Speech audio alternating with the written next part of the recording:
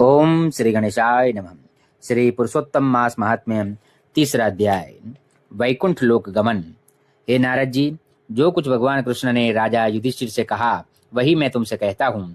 एक समय धर्मराज युधिष्ठिर जुए में दुर्योधन से सब कुछ हार गए तो द्रौपदी को बालों से पकड़कर दुष्ट दुशासन ने खींचा और वस्त्र भी पकड़कर खींचे तो कृष्ण भगवान ने रक्षा की। उसके पश्चात युधिष्ठिरादि राज्य को छोड़कर काम्यक वन को चले गए। वहां पर वन में युधिष्ठिर द्रौपदी आदि बाल बिखेरे वन में रहने वाले हाथियों की तरह वन के फलों को खाकर अति दुख को प्राप्त हुए। एक समय देवकी के पुत्र श्री कृष्ण भगवान उनको दुखी जानकर काम्यक वन को गए। उस समय युधिष्ठिरादि श्री कृष्ण भगवान को देखकर ऐसे प्रसन्न हुए मानो देह में प्राण आ गए हो। वे बड़े प्रेम से मिले और हरि के चरण कमलों में नमस्कार किया।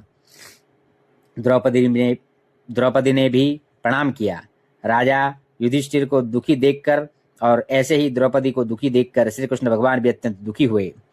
जब विश्वात्मा भक्तवत्सल भगवान ने दुर्योधन को भस्म करने के लिए क्रोध किया तो मानो करोड़ों काल कराल के समान मुख से प्रलय काल की अग्नि उठी हो और दांतों को पीसते हुए मानो त्रिलोक को भस्म कर देंगे। तब अर्जुन भय से कांप उठा। युधिष्ठिर और द्रौपदी तथा दूसरे उपस्थित वृंद हाथ जोड़कर भगवान को प्रसन्न करने के लिए स्तुति करने लगे।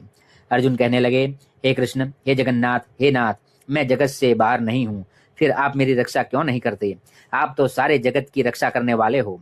जिनके नेत्र बंद करने से ब्रह्मा का पतन हो जाता है, जिनके क्रोध से सारे विश्व का नाश हो जाता है, कोई भी जीवित नहीं रह सकता।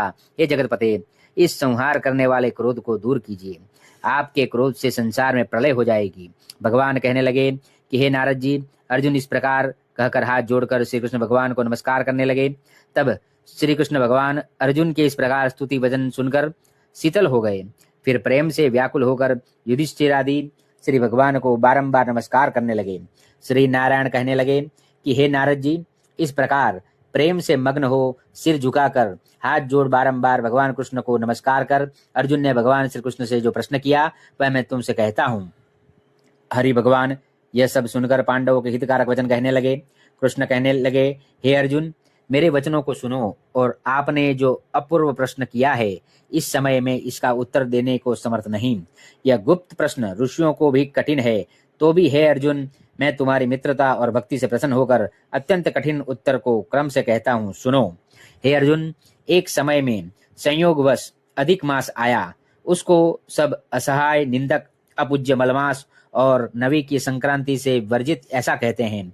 मल गंदा मास होने से स्पर्श करने योग्य नहीं है, सब कर्मों में निंदित है। इस प्रकार लोगों के वचन सुनकर वह मलमास कांतिहीन निरुद्योगी दुखों से युक्त मेरे पास आया और बैकुंठ में जहाँ पर मैं निवास करता था स्वर्ण के सिंहासन पर बैठे हुए देखकर मुझको दंडवत प्रणाम किया और दोनों हाथ जोड़ नेत्रों से आंसू बहाता हुआ इस प्रकार कहने लगा। इति श्री पुरुषोत्तम मास महात्म्यम तीसरा अध्याय समाप्त।